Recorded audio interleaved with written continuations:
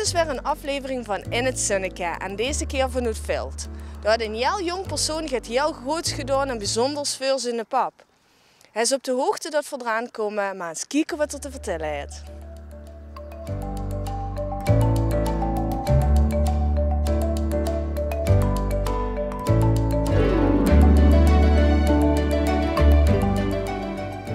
Thomas? Ja. Goedemorgen Thomas. Ja, we zijn van in het programma In het Zonneke. En ja, je hebt het misschien al eens op TV Valkenberg gezien. Ik heb het op YouTube voorbij zien komen, ja. Ja. Ja, dan worden jullie eigenlijk verrast. Maar doe eens een beetje op de hoogte dat we komen. Die het bijzonders hebben gedaan. Ja, en die hebben ze wel het heel bijzonders gedaan voor die pap. Klopt toch, hè? Ja, dat is zoals het zelf neemt. Ik heb gewoon gehandeld wie ik vind dat eigenlijk iedereen zo moet handelen in zo'n situatie. Ja. Niet iedereen kent dat, maar... Nou, ik ga die bij deze even die Swan bloemen geven. En ja, en als ze wel 's morgens vertellen wat gebeurd is. Want dat is in maart al geweest, hè? Ja, eind maart heeft mijn pap een hartaanval gehad. Of een hartinfarct, dat is niet helemaal zeker geweest. En er is hier in de gang, gelijk hier omgevallen. En ik zat boven, ik heb dat gehuurd. En ik ben toen naar onder gekomen en gevuld of er een pols houden of oorjemde. En dat bleek eigenlijk allemaal niet te hebben. En toen heb ik 1 en 2 wel ondertussen gereanimeerd. Ja. En ja, wat dacht ze toen ze die papzorgs liggen? Ja, ik heb eigenlijk niet veel erover nagedacht. Dat is eigenlijk gewoon vanzelf gegaan. Ik heb ook eigenlijk tot in het ziekenhuis niet beseft, echt bewust, dat het pap was. Ja. Het was voor mij gewoon, iemand dat er lag, alsof hetzelfde is of iemand op straat zou neervallen. Zeg maar. Ja.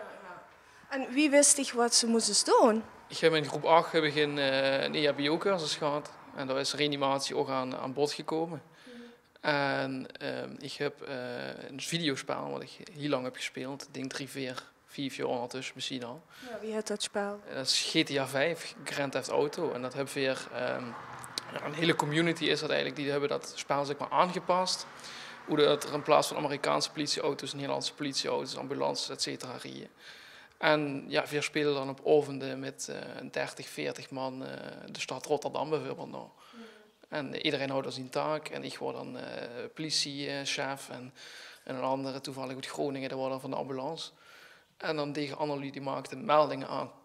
En dat deden we dan spelen zeg maar, met z'n allen volgens de protocollen. Ja, dat is in maart al gebeurd. Hè? Wie is het ondertussen met in de pap? Al verbeterd goed.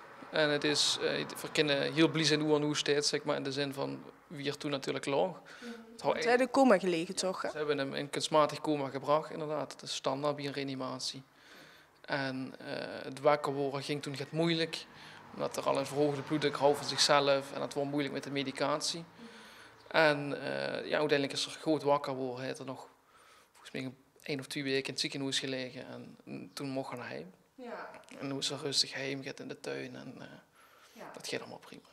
Ja, ik kan me voorstellen dat zo een behoorlijke impact op dich kunnen hebben en ook op de pap. Wie is het toen met? Ja, ik heb er eigenlijk niet zoveel herinneringen meer aan. Gelukkig. Ik weet niet, ik ken me niet, het is niet dat ik er nachten van wakker liep of zo gaat. En ik heb ook meteen schoolexamens gehad daarna. Dus ik heb eigenlijk ook niet heel veel tijd gehad om daarover na te denken. Wat knap. Ja. En pap? Ja, die vond het zeker toen het is hem een paar keer verteld wat er echt gebeurd is, maar wie er echt bewust wakker worden, wie het hem toen is verteld door een arts, schoot er toch wel voor. Ja, want ik heb zelf ook een geschiedenis met een hartproblemen, zeg maar. Ja, dus ik heb, via doorloog komt het van mij eigenlijk ook een beetje terug, wat ik zelf heb metgemaakt natuurlijk. Mag ik vragen wat ze zelf heeft met? Ik ga een storing in mijn kleine bloedsomloop, die klopte niet. Dus daar ben ik aan geopereerd een paar keer in Leuven in het ziekenhuis. Dus toen hij hoort dat ik dan ook nog degene was die dat allemaal heeft metgemaakt nu, dat vond ik extra heftig, ja. En ik heb begrepen dat ze eigenlijk in hun vrije tussenuren, dat ze in plaats van geluksjes doen, ook nog biles geven of zelfs als leerkracht op de MAVO. Ja, ik heb op gewoon zich ook 1 lesuur. En van hier nog hulp is toch net niet in 1 lesuurtje te doen, zeg maar. En toen heeft de school mij, omdat ik leraar wil worden, de kans geboden om dat te doen. Om op de MAVO bij de oude leraar van mijn vriendin met te lopen. Ja, oké. Dus daar heb ik het afgelopen jaar inderdaad les mogen geven en ondersteund. Ja. Het goed, het zal weten dat ze wil zweuren. Dat is echt heel stellig. Ze wil leraar worden. Ja, het wordt wel politieagent, onder andere ook door het spelletje. Maar nee, ik heb biles gegeven en ik merkte dat ik vond het leuk, de leerlingen vonden het leuk, de leerlingen leerden er ook wat van, mijn medeleerlingen. En dan dacht ik, waarom niet? En toen ben ik naar de open dag geweest in Tilburg en toen beviel me dat heel goed. Ja.